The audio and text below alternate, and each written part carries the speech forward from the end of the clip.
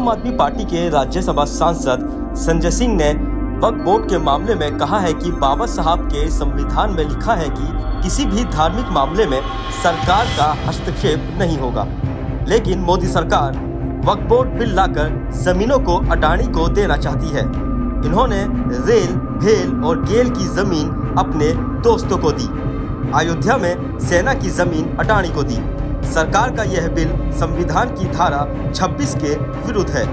हम इस संविधान विरोधी बिल का विरोध करेंगे। देखिए, संविधान की धारा 26 है जो धार्मिक स्वतंत्रता की आजादी देता है, और ये बाबा साहब डॉक्टर भीमराव अंबेडकर जी का संविधान है जो भारत में लागू होता है।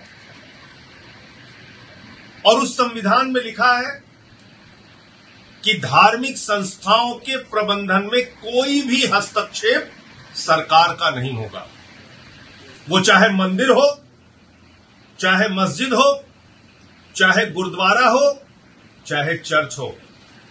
लेकिन ये जो कोशिश की जा रही है मौजूदा मोदी सरकार के द्वारा, इस कोशिश के पीछे एकमात्र मंशा है जमीनों को कब्जा करके अडानी को देना। ये अपने दोस्त अडानी को जमीनें देने के लिए ये बिल लाया जा रहा है।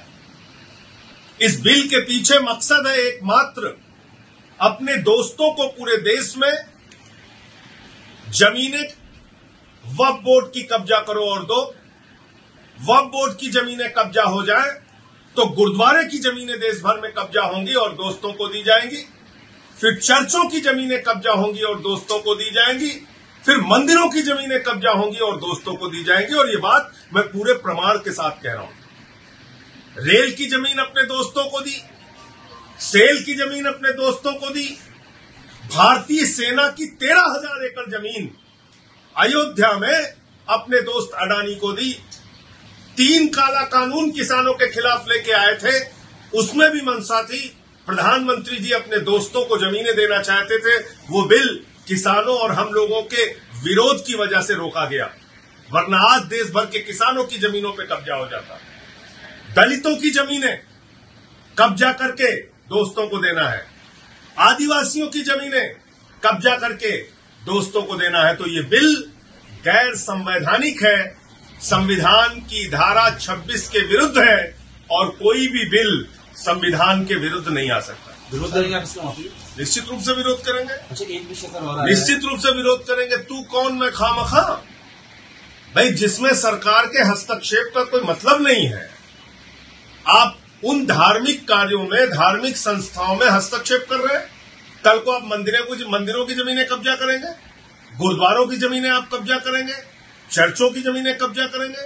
तो जो भारत के संविधान की धारा 26 कहती है, जिसमें धार्मिक संस्थाओं के प्रबंधन की स्वतंत्रता है, धार्मिक अपने सभी कार्यों को अपने धर्म के मुताबिक संपादित करने की स्वतंत्रता है, उसका क्या होगा?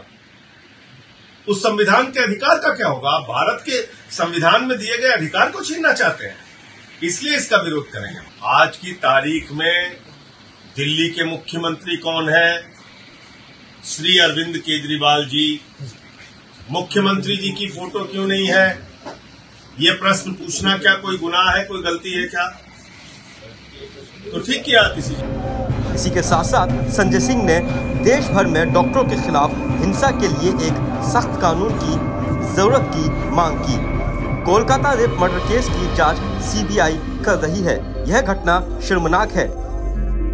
इस मामले को फास्ट ट्रैक कोर्ट में चलाया जाना चाहिए और जो दरिंदे हैं उन्हें सख्त से सख्त सजा मिलनी चाहिए।